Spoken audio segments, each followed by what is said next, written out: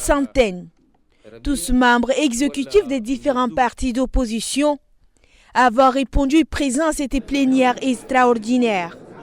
Celle-ci se tient à quelques mois des élections législatives et locales prévues pour le 29 décembre prochain. Ce matin, l'opposition tchadienne a exprimé son refus des élections jugées exclusives et antidémocratiques.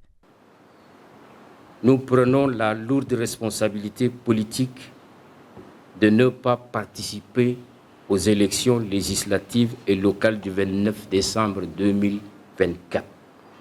Cependant, nous prévenons ces dirigeants illégitimes que ceci n'est pas un boycott passif pour laisser libre cours pour instaurer cette dictature inacceptable. C'est pourquoi la révolution électorale est lancée dès à présent, où des actions mobiles et itinérantes de masse immédiates ont participé à cette plénière les patriotes, l'ADPD, l'AND, les démocrates, Mani-Tchad, PAP, Paradis, Prenat, PSF, Tchad Uni, UDP, UET, les Verts et l'UNS. L'opposition se déclare déterminée dans sa lutte. D'une formation à une autre, l'Agence nationale de gestion des élections continue d'œuvrer pour rassembler les conditions d'une organisation optimale des élections législatives, provinciales et communales prévues le 29 décembre prochain. Comme vous le savez, la réussite d'un processus électoral est tributaire de ressources humaines bien outillées à la conduite de toutes les opérations électorales. Vous aurez à parcourir, entre autres, les tâches des membres de démembrement, avant, pendant et après le scrutin, la gestion des candidatures, le mode de scrutin et le cadre juridique des élections.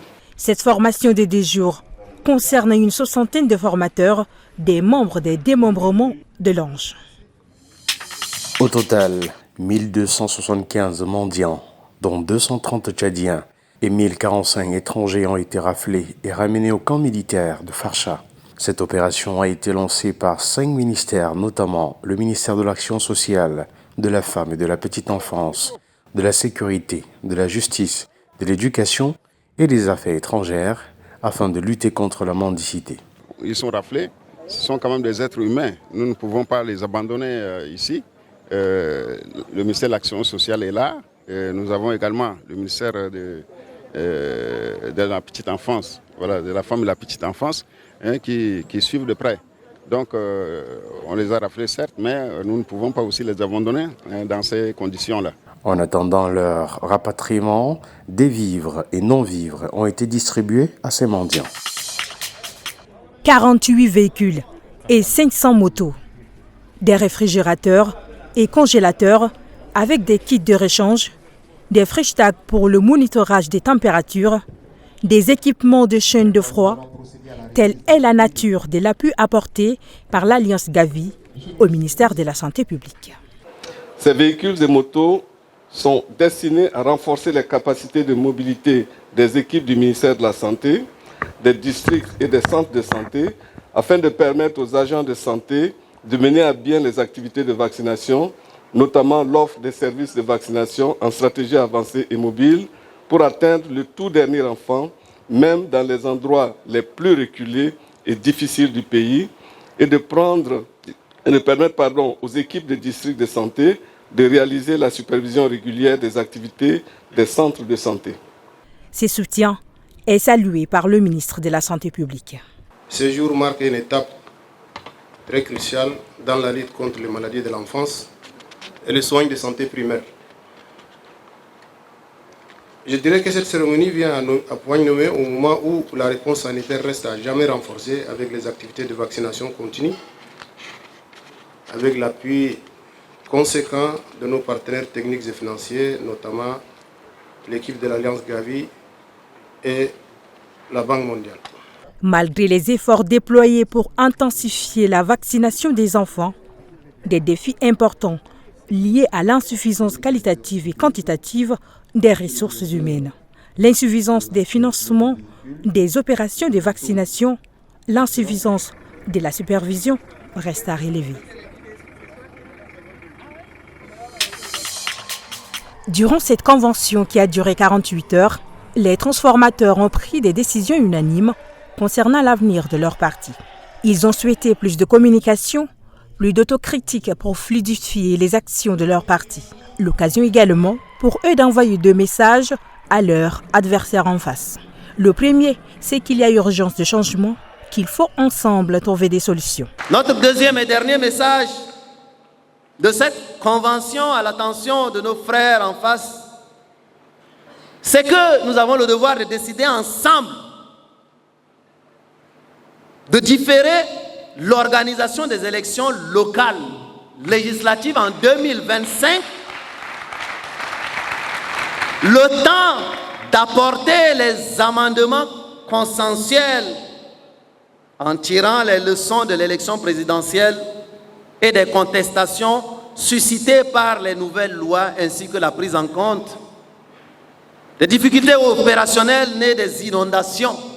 Pour le leader du parti, les transformateurs, Dr Succès Masra, cette idée n'est pas de la capitulation ni de la faiblesse, mais juste un désir du changement. Concernant les échéances électorales en vue, la position des transformateurs est on ne peut plus claire.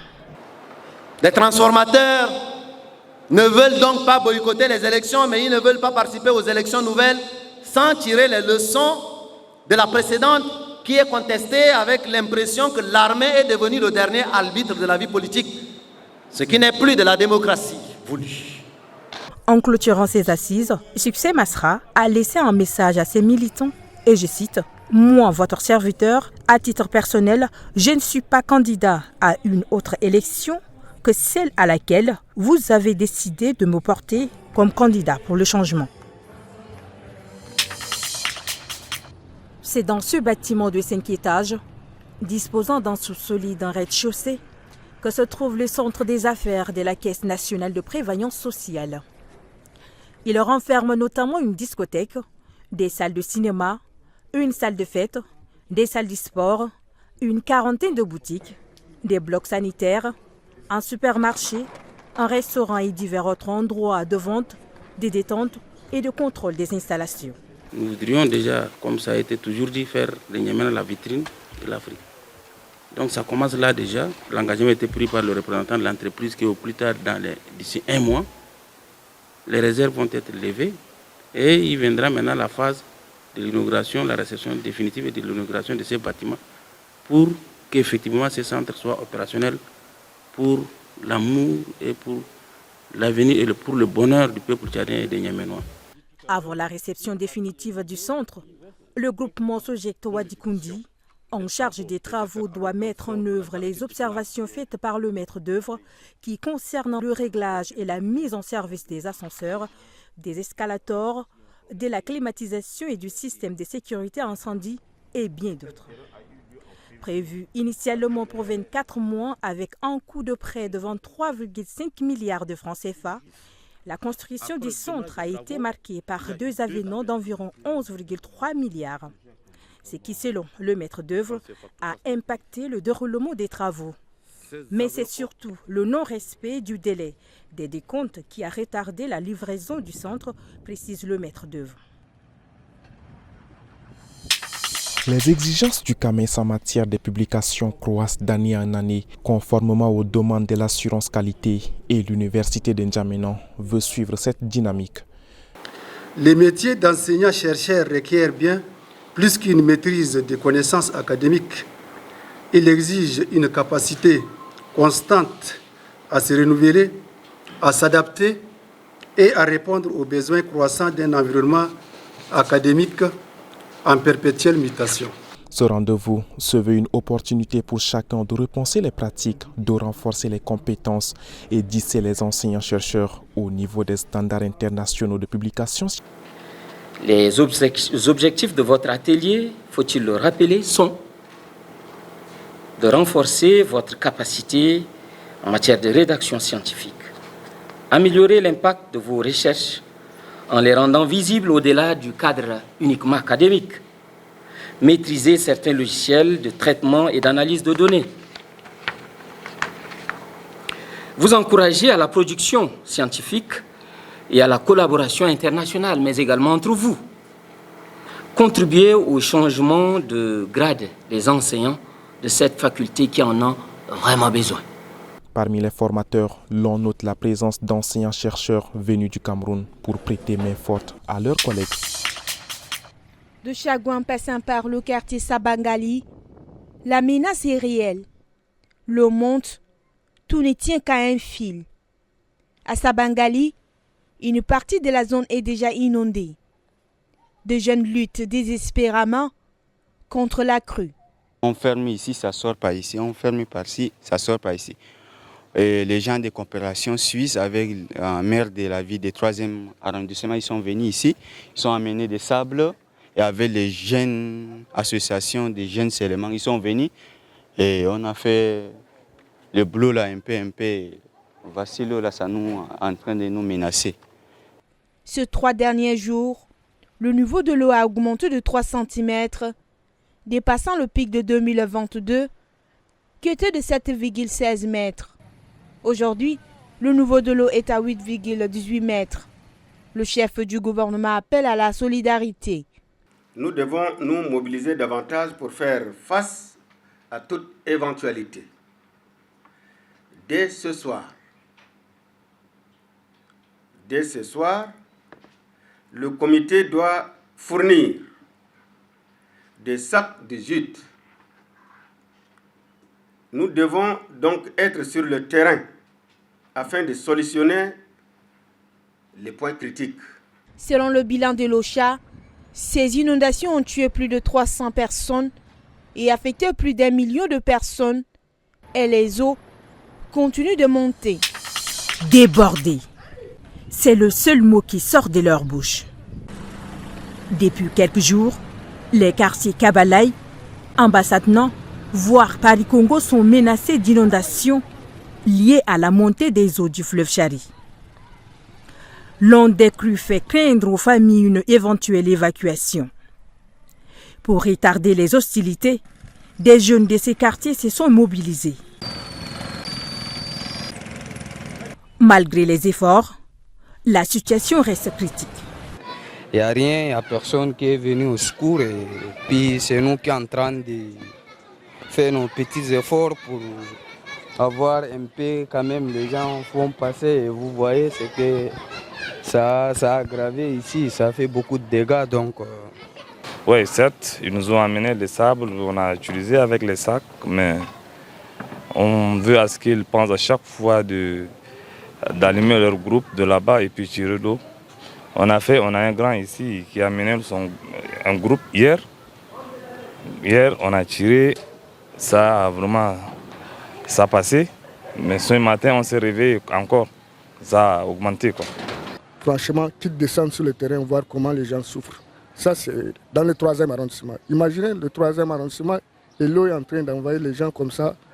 C'est inadmissible. Il faut vraiment qu'ils descendent sur le terrain, constater les dégâts, constater comment les gens vivent ici et puis chercher des solutions à ces problèmes-là. Parce que c'est dangereux.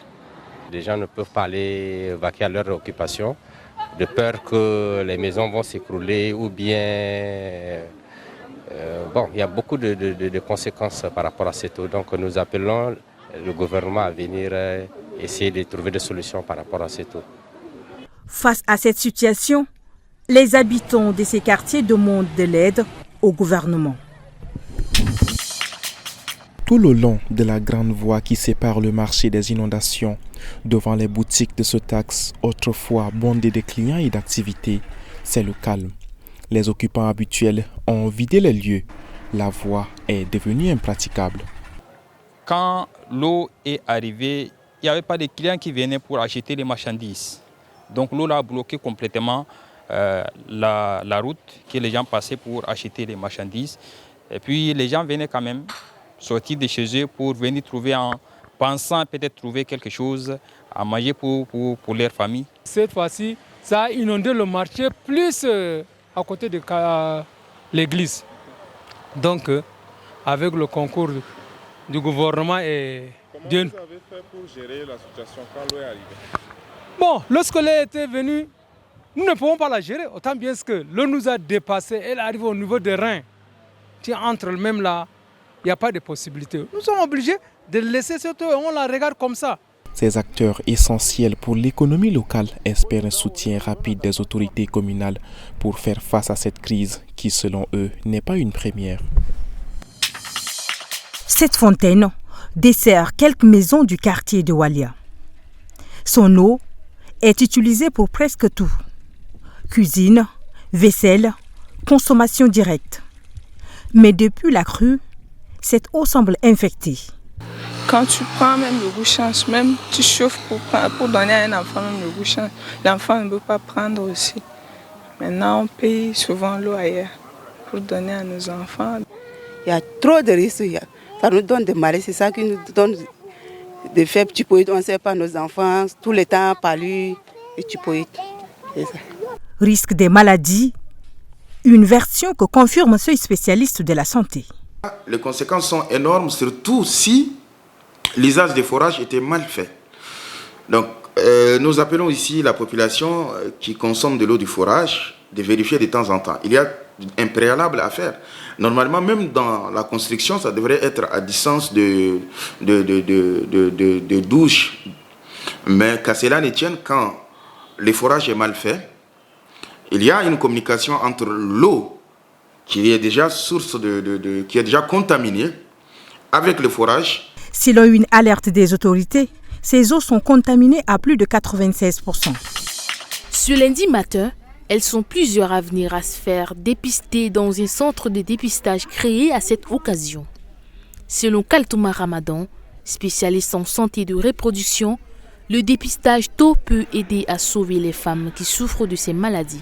Pour nous, notre présence ici, ce n'est pas pour détecter directement le cancer, mais pour chercher les lésions pré-cancéreuses. C'est-à-dire, si on ne dépiste pas tôt, la femme va arriver au cancer. Très tôt, on dépiste et très rapidement, on peut traiter. Pour les patientes testées positives, une prise en charge immédiate est la clé de la guérison. Au Tchad, les données montrent que le cancer du sein et du col de l'utérus sont les plus fréquents chez les femmes et représentent 32,1% et 28,3% des cas.